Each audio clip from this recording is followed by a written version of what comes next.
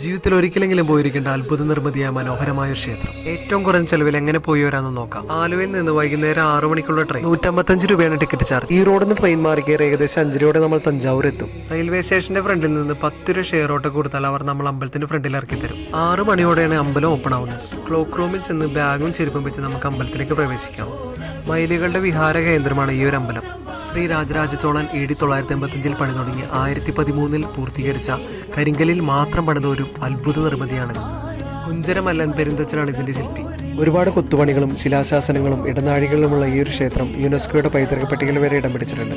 Camera ഇങ്ങോട്ടേക്ക് തിരിച്ചു പിടിച്ചാലും അത്രയധികം ഭംഗിയുള്ള ഒരു ക്ഷേത്രം. ക്ഷേത്രത്തിന് മുകളിൽ കാണുന്ന മകുടത്തിന് 80 ടണ്ണിലധികം ഭാരമുണ്ട്. അതെങ്ങനെ അവിടെ സ്ഥാപിച്ചെന്ന് ഇനിയും അജ്ഞാതമായ ഒരു കാര്യം കൂടിയാണ്. 1.5 മീറ്ററിലധികം വലിപ്പമുള്ള മഹാദേവന്റെ ശിവലിംഗ പ്രതിമയാണ് ഇവിടുത്തെ പ്രധാന പ്രതിഷ്ഠ. ക്ഷേത്രത്തിൽ നിന്നിറങ്ങി നേരെ കാണുന്നത് ബസ് സ്റ്റോപ്പാണ്. 12 മണിക്കുള്ള ട്രെയിൻ പിടിച്ചാൽ തമിഴ്നാട്ടിലെ കാഴ്ചയും കണ്ട് ഏകദേശം രാത്രി 1 മണിയോടെ നമുക്ക് വീട്ടിലെത്തിച്ചേരാം.